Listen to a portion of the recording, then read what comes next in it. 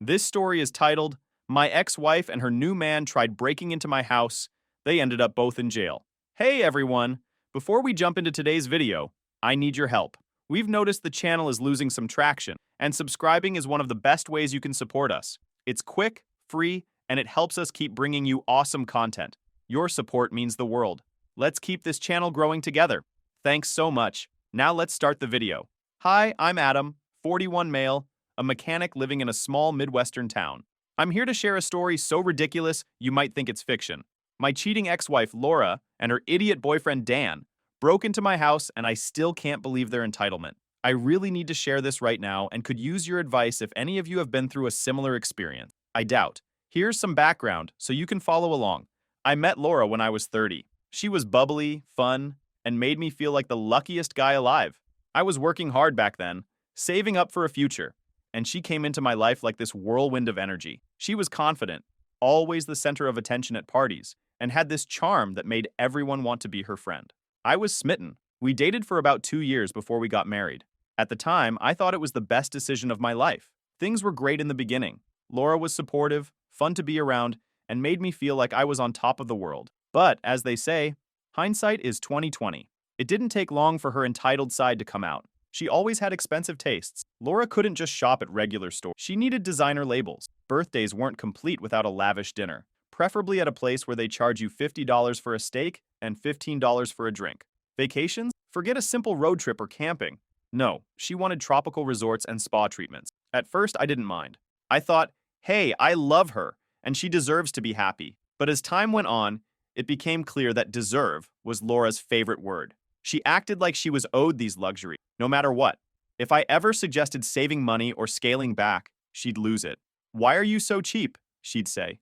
Or, it's your job to take care of me. I was working long hours as a mechanic to keep up with her spending, and even then, it wasn't enough. I had savings when we got married, but they disappeared faster than I could replenish them. Laura didn't care. To her, money was just something I was supposed to provide, no matter how hard I had to work to get it. Fast forward a few years, and our marriage was crumbling. Laura's tantrums had gotten worse, and her spending was completely out of control.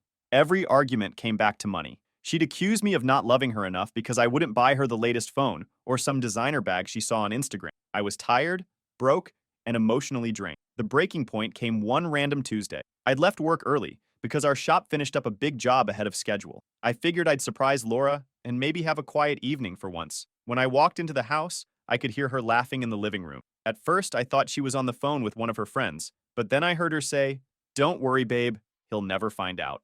I froze. She hadn't noticed me yet, so I stood there, listening. She was talking to some guy, flirting, giggling, making promises. My stomach dropped. Then she turned and saw me. For a split second, her face went pale, but then she quickly covered it up with this fake smile.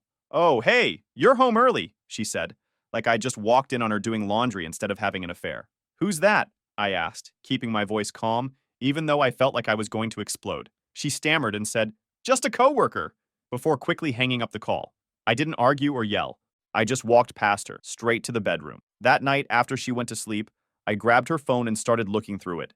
I know it wasn't the most ethical thing to do, but I needed answers, and I found them. The guy's name was Dan. He was one of her co-workers, and from what I could see, they'd been having an affair for months. The texts between them were nauseating, flirty messages, plans to meet up, and even a few digs at me. Dan had written something like, "You deserve someone who can take care of you properly. Adam's too small time for you." So, the next day, I didn't waste any time. I went straight to my lawyer's office and filed for divorce. Honestly, I think she thought I'd just sit around and let her explain her way out of it. Maybe beg me to stay. Or worse, forgive her. Nope, not happening. When I handed her the papers, she looked like a deer caught in headlights. Her mouth literally dropped open, and for a second, I thought she might faint. Then, instead of being embarrassed or apologetic, she got angry. She started yelling about how I was overreacting and that every marriage has its ups and downs. Yeah, I'm sure downs include cheating with a younger dude from your office. She even tried to guilt trip me, saying, "I thought we were stronger than this. You're just going to throw it all away?" I didn't even respond. What was there to say? She'd already thrown it away. Now, enter Dan. This guy was apparently hyping her up the whole time, telling her to go through with the divorce because she'd finally be free, and more importantly, rich. He had it all planned out. In his mind, Laura would get half my assets, alimony, maybe even a chunk of my retirement. He was probably thinking they'd move in together and live the good life on my dime. What neither of them knew was that little piece of paper Laura signed right before our wedding, the prenup.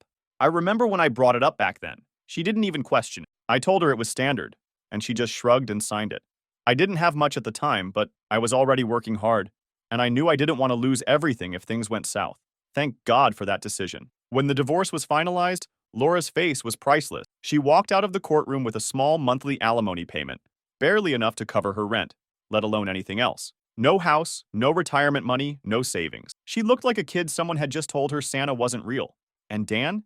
He had no idea what a prenup even was. When Laura explained it to him, which I'm guessing she barely understood herself, he completely lost it.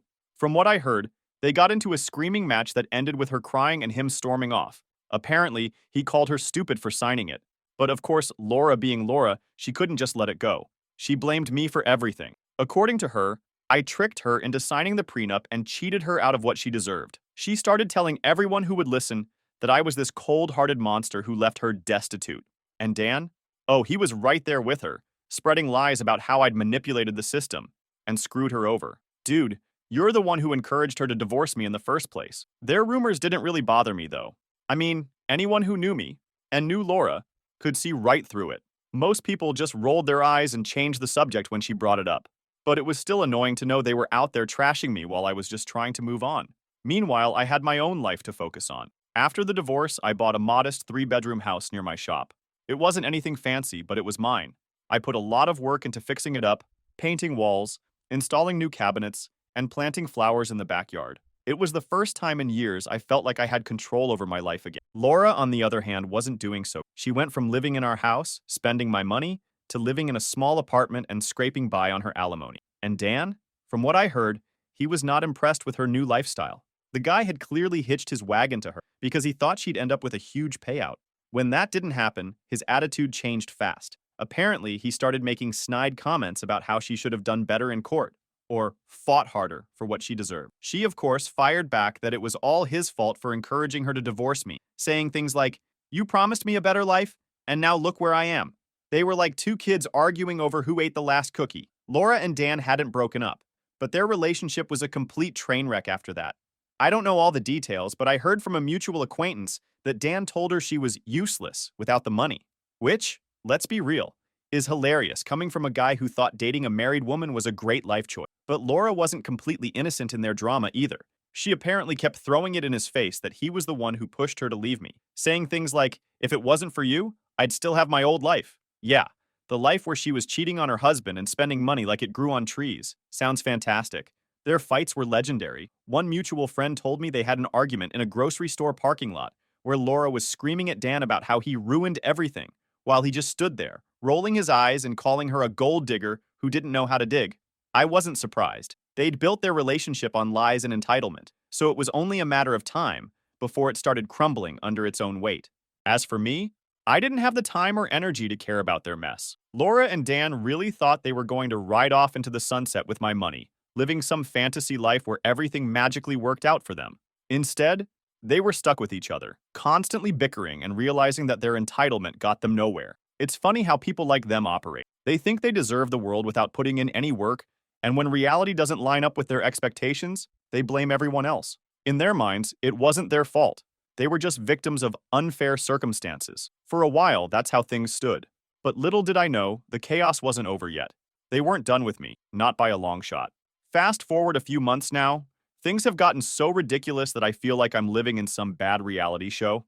Just when I thought Laura and Dan couldn't sink any lower, they managed to outdo themselves. Weird things started happening around my place. At first, it was little stuff. I'd come home and notice my mail wasn't where I left it, or the couch pillows were moved. I brushed it off as me being forgetful. I was working long hours, and maybe I just wasn't paying attention. But then, one evening, I came home from work and found my front door slightly open. Now, I'm not the paranoid type, but that freaked me out. I could have sworn I locked it when I left that morning. I checked inside, and nothing seemed to be missing. My TV was still there, my tools were untouched, and all my valuables were where I left them. Still, the whole thing felt off. After that, I started being extra careful. I double-checked the locks every morning before I left for work. I even started leaving a couple of small things, like a pen on the counter or a magazine on the coffee table, in specific spots just to see if they'd been moved when I got home. And sure enough, things kept getting moved. At that point, I started wondering if maybe Laura was messing with me. It wasn't hard to imagine. She and Dan had already shown they had no boundaries or sense of decency, so it wouldn't have surprised me if they were sneaking in somehow just to mess with my head. Then came the day when things went from weird to absolutely insane. I got home from work, same routine as always. I pulled into the driveway, grabbed my stuff, and walked up to the front door. But when I tried to unlock it, my key didn't fit. At first, I thought maybe I grabbed the wrong key. I double-checked, tried again, but nothing. That's when I noticed the lock itself looked different. Confused, I knocked on the door. And who opens it? Dan. He's standing there like he owns the place with this smug look on his face. Before I could even say anything, he sneers and goes, "This isn't your house anymore." Then he slams the door in my face. I stood there on my own front porch, stunned. For a second, I thought maybe I'd gone to the wrong house. But no, it was definitely mine. My truck was in the driveway, my garden was right there. This was my home. Then, from inside, I hear Laura laughing. She yells, "Maybe you should have paid me more, Adam." At that moment, my shock turned into pure anger. I pounded on the door, yelling for them to open up, but of course they didn't. So I pulled out my phone and called the cops. When the police showed up, Laura and Dan tried to play it cool, like they were somehow the victims. They actually tried to tell the cops that the house was theirs by default, because Laura and I were married when I bought it. I couldn't believe what I was hearing.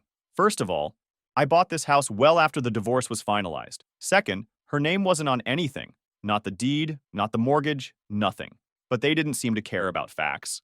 The officers asked me for proof, so I pulled out the deed and my ID, showing them that the house was in my name and mine alone. Meanwhile, Laura starts going on this rant about how I promised her a house when we were married. Seriously, who makes promises like that? She was all, "Well, he told me I'd have a place to live. He owes me this." I could tell even the cops were getting annoyed. One of them straight up asked her, "Ma'am, do you have any legal documents to back that up?" Of course she didn't. Then Dan decided to chime in. He started ranting about how I manipulated the system to cheat Laura out of what she deserved. He even threw in something about how I was just trying to make them homeless. It was so absurd I almost laughed. Like, no dude, I'm not the one who convinced her to throw away her life on some pipe dream. The cops weren't buying any of it.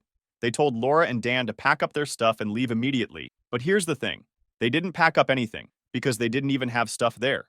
They'd literally just moved into my house with my furniture and acted like it was theirs. As they were walking out, Laura had the audacity to yell, "This isn't over! You're gonna regret this." Dan, meanwhile, just gave me this smug grin, like he thought he'd won something. The officers warned them that if they came back, they'd be arrested for trespassing. I thought that would be the end of it, but knowing Laura and Dan, I had a sinking feeling it wasn't. After they left, I sat down in my now empty-feeling house and tried to process what just happened. They'd actually broken in, changed my locks, and tried to claim the place as their own. Who does that? I called a locksmith that same night to get the locks changed. I also decided to install some security cameras around the house because, honestly, I didn't trust them not to come back. The whole situation still feels surreal. I mean, I knew Laura was entitled, but I didn't think she'd take it this far. And Dan? He's just as bad, if not worse.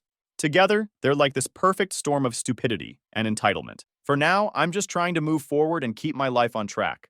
But something tells me this isn't the last I'll hear from them. I'll keep you guys updated if, or more likely when, they pull something else. Thanks for reading, and if you've ever dealt with entitled people like this, let me know in the comments. I could use some advice on how to handle this mess. Update 1. Hey, everyone.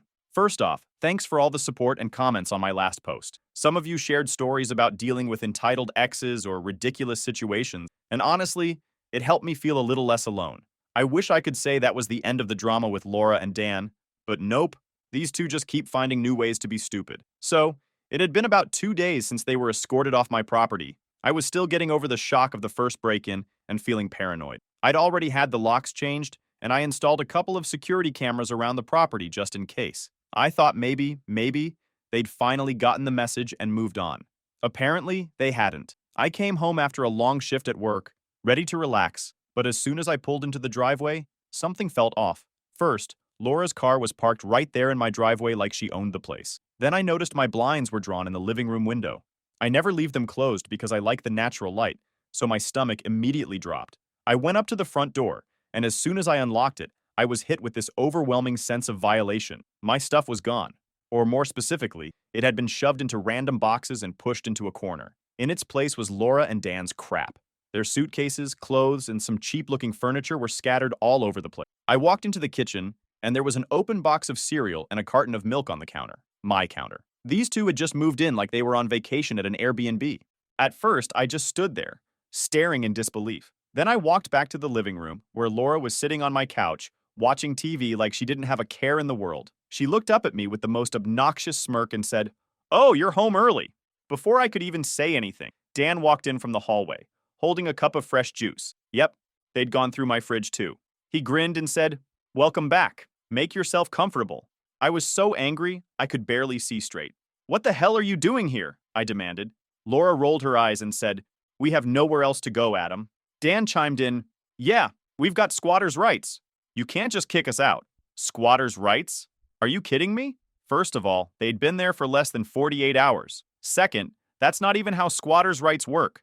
But of course, these two geniuses didn't care about legalities. They just wanted to take what wasn't theirs. I wasn't about to argue with them, so I turned around, walked out of the house, and called the cops. I told the dispatcher the situation and waited outside.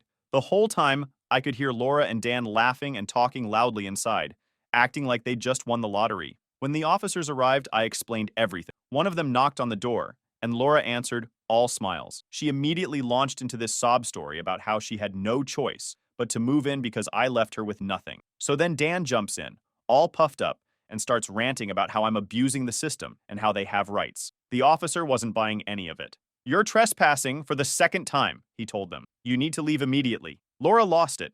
She started yelling about how I owed her the house because I forced her into a bad financial situation. She even had the nerve to say, if he hadn't tricked me into signing that prenup, I wouldn't even need to be here. Dan, in his infinite wisdom, decided to take it a step further.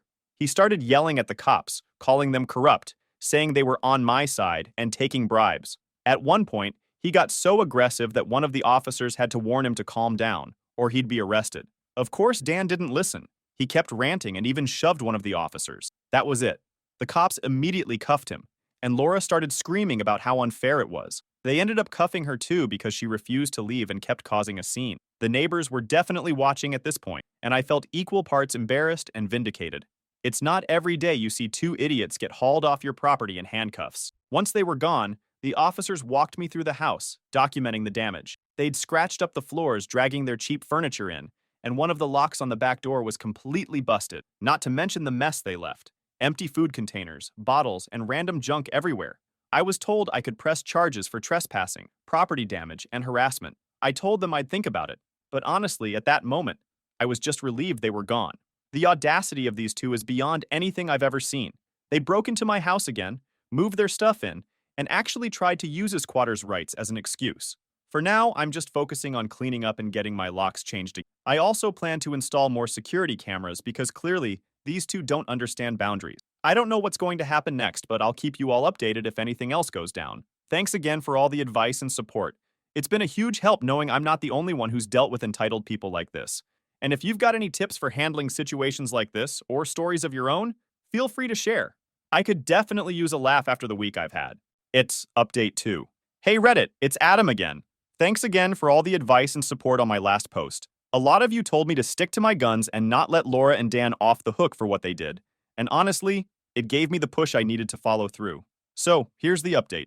The day after the cops dragged Laura and Dan off my property, I went down to the police station to press charges. I wasn't planning to let them get away with trespassing, breaking and entering, and all the damage they caused. They left my house a mess, scratched up floors, busted locks, and trash everywhere. Not to mention the sheer audacity of it all. Filing the charges felt like a weight off my shoulders. For too long, I'd let Laura steamroll me with her entitlement, and Dan's arrogance was just the cherry on top.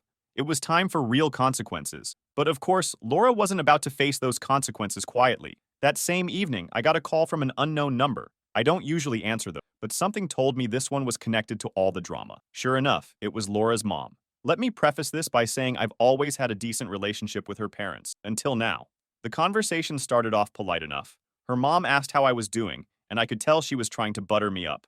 Then she launched into this whole speech about how Laura's been through so much, and how I should consider the charges. I was polite at first, but then her tone shifted. She started guilt-tripping me, saying things like, "Think about her future, Adam. You're really going to ruin her life over this?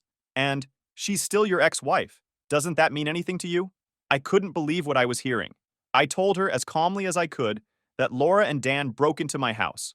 They weren't just trespassing, they literally moved in, destroyed my property, and acted like it was theirs. How was that my fault? Her mom wouldn't let up. She kept saying, "You have a history together. Surely you can find it in your heart to forgive her." I replied, "Having a history doesn't give her a free pass to break the law." Then her dad got on the phone. He started with the same routine, talking about how Laura was just trying to survive and how she didn't mean any harm. I wasn't having it. I told him she knew exactly what she was doing. And let's not forget Dan's part in all this. He was the one throwing around phrases like squatters' rights while trashing my house. Her dad tried a different approach, saying, "You're a good guy, Adam. You're better than this." Better than what? Standing up for myself? Protecting my property? I told him, being a good guy doesn't mean letting people walk all over you. They didn't like that answer. Her mom went back to guilt tripping, saying, "You know Laura doesn't have much. You're really going to take away what little she has left?" That's when I snapped. I said, "She's in this position because of her own action. Maybe she should have thought about her future before breaking into my house." There was a long pause on the other end of the line, and then her mom said, "Well, I hope you can live with yourself, Adam." She hung up after that. The nerve of these people. What really blows my mind is that they weren't even defending Dan. They didn't mention him once. It was all about Laura and how I needed to forgive her. It's like they completely ignored the fact that she dragged this loser into the situation and let him wreak havoc in my life. A couple of days later, I got another call, this time from a mutual friend who heard about the situation from Laura's parents. Apparently, they were going around telling people I was being vindictive and trying to ruin Laura's life. It's laughable, really. If anyone ruined Laura's life, it was Laura. I'm sticking to my decision. I'm not dropping the charges. Laura and Dan need to learn that actions have consequences, and I'm done being the nice guy who lets things slide. If her parents want to keep enabling her, that's their choice, but I'm not going to let them guilt me into backing down. At some point, Laura needs to grow up and take responsibility for her action. And as for Dan, well, he made his bed, and now he's lying in it. I've been working with my lawyer to make sure everything's in order for the case. It feels good to finally be taking control of the situation and standing up for myself. For the first time in a long time, I feel like I'm not letting Laura's drama consume my life. Anyway, that's where things stand for now. I'll keep you all updated if anything new happens. Thanks, Reddit. You've been a huge help during this whole mess, and to those of you dealing with toxic exes of your own, hang in there. Sometimes the only way to deal with people like this is to let the consequences do the talking. Update 3. Hey everyone, I'm back with what I can now confidently call the final update.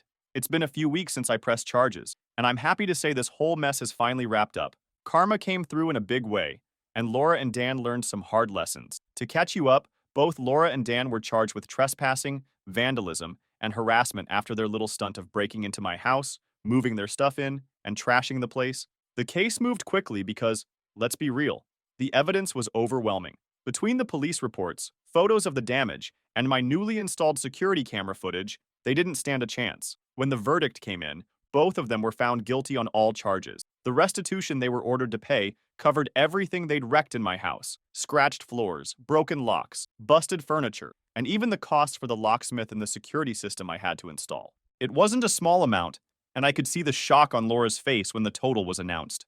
Dan just looked angry, like he thought he could argue his way out of it.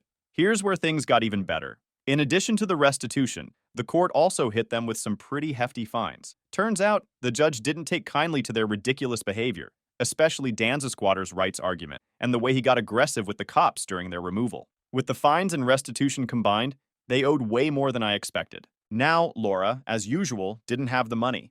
Her parents ended up stepping in to bail her out of jail, but it came with conditions. From what I heard, they told her she had to pay them back every single penny. At first, Laura agreed, probably thinking she could manipulate them later. Dan, on the other hand, had no one to bail him out. He sat in jail longer because he didn't have the funds, and no one in his life cared enough to help.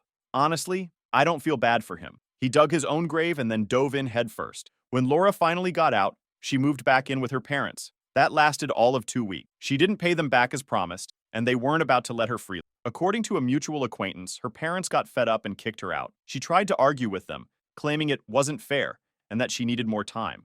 But they weren't having it. They'd already bailed her out of jail and paid her restitution, and now they were done enabling. Once her parents kicked her out, Laura started couch surfing. She's been bouncing between friends, distant relatives, and anyone else willing to take her in. From what I've heard, even her friends are getting tired of her antics. She's been playing the victim card, telling everyone how unfair life has been. It's honestly pathetic. The best part? Laura dumped Dan as soon as she got out of jail. She blamed him for everything, saying it was his fault they got caught and that he pressured her into going after my house. I'm sure Dan was just as toxic as Laura, but let's not forget she went along with the whole plan willingly. Either way, their relationship didn't survive the fallout. Dan, meanwhile, has disappeared off the radar. I've replaced all the locks, repaired the damage, and finally made my house feel like home again. The lesson here? People like Laura and Dan will keep pushing boundaries until someone forces them to stop. Sometimes you just have to let the law handle it. Thanks to everyone who supported me through this madness. Your advice and encouragement helped me stand my ground and see this through to the end. Stay strong, Reddit. You never know when karma might come knocking.